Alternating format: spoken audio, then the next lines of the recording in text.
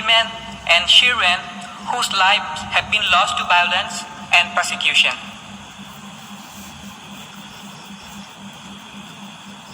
Thank you. Today, my first message is for those watching me in my country, Myanmar. Dear brothers and sisters, you are not forgotten. You might feel the world does not see your suffering. Rohingya see you. Rohingya feel your pain. Our hearts cry to see the brutality of military you face every day in Rakhine, Shang, Shin, Kachin, Kayin, Mung, Wa, and all around Myanmar. Rohingya have been fighting the military brutality for decades.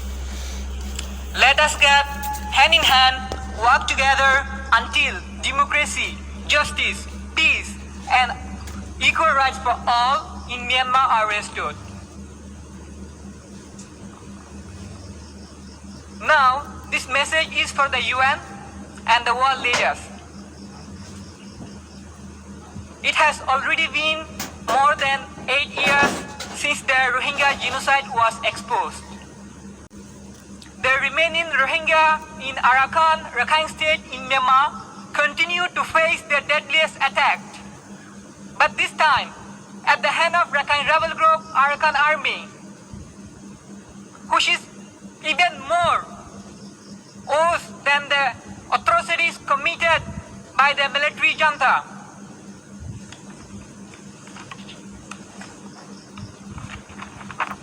These people were killed in a drone attack by the Arakan Army on 5th August 2024. More than 200 Rohingya men, women, and children were killed there. Another 600 Rohingya civilians were massacred by Arakan Army. These are not isolated cases. They are a part of a systematic campaign.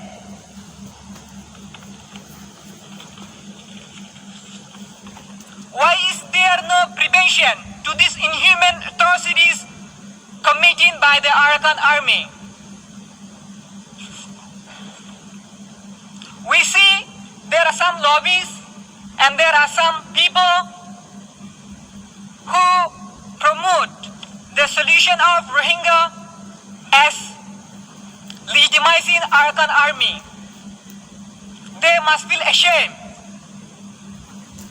Giving legitimacy to Arakan Army without a solution or a condition for Rohingya is giving them a license to erase all the Rohingya from Myanmar. There was a dialogue process between the leaders of Arakan Army and some Rohingya youth in the camp. I was a member of the Rohingya delegations. During the dialogue process, they demanded our submissions and refused to discuss the real issues. Power imbalance was a great problem there.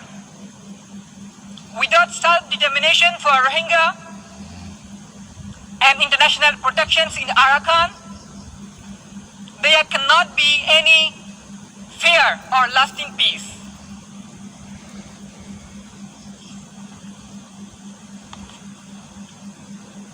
Any initiative about Rohingya without the Rohingya in the camp, from decision making to nation building, is unsustainable and unjust.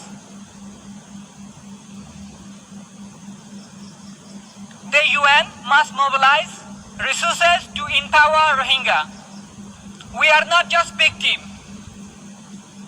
We have the potential to make a difference. Take me as an example. I fled Myanmar during the 2017 military genocide, and I was in the refugee camp in Bangladesh for 7 years. Understanding the importance of education for Rohingya I applied to more than 150 universities all around the world. But most of them said no because of legal obstacle and because of my identity as a Rohingya. But I didn't give up. Today, I am a student at New York University, making history as the first Rohingya from the refugee camp in Bangladesh to be studying here. Thanks to the US, State Department and the government and the Bangladesh and some other organizations and friends, especially Amnesty International, Young Activist Summit, DAB-TV, and Victim Advocate International, and all of my friends who have been supporting me behind to make this possible. There are thousands of Rohingya students like me in the refugee camp, forced to destroy their life with no access to higher education. Why does the world care so little about that? Why is there no initiative to support Rohingya students? Imagine, I came all the way from the refugee camp to the New York University, and I may have to stop my studies from the next semester because of not having financial support. It is not a big burden for a university to offer 1 or 2 scholarships to Rohingya students per academic year. An university in Bangladesh called Asian University for Women, AUW, already has been providing scholarship to Rohingya girls. Why can't other universities accept Rohingya boys? The world must support universities like AUW and push other universities to help Rohingya get access to higher education. It is also not a big burden for member states to offer some scholarship to Rohingya students annually. I'm grateful to the great Philippines and Japan for already creating example by providing some scholarship to Rohingya students. I request member states to join these countries and open their doors to higher education for Rohingya students.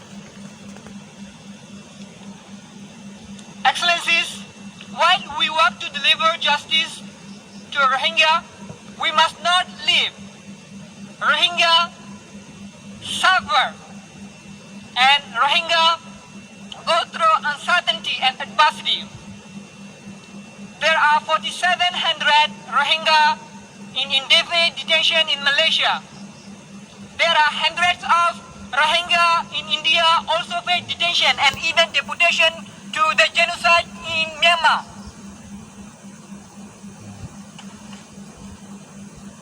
Again, now I want to remind everyone that the world urgently needs to prevent the ongoing genocide against Rohingya in Arakan before it is too late. And there must not be any justification for the atrocities committed by both military and Arakan army. These perpetrators must be held accountable. Rohingya in Myanmar, Bangladesh, Malaysia, Indonesia, and other countries in the regions are in great need of protections and humanitarian assistance. We want ASEAN to play a role to be helping these people.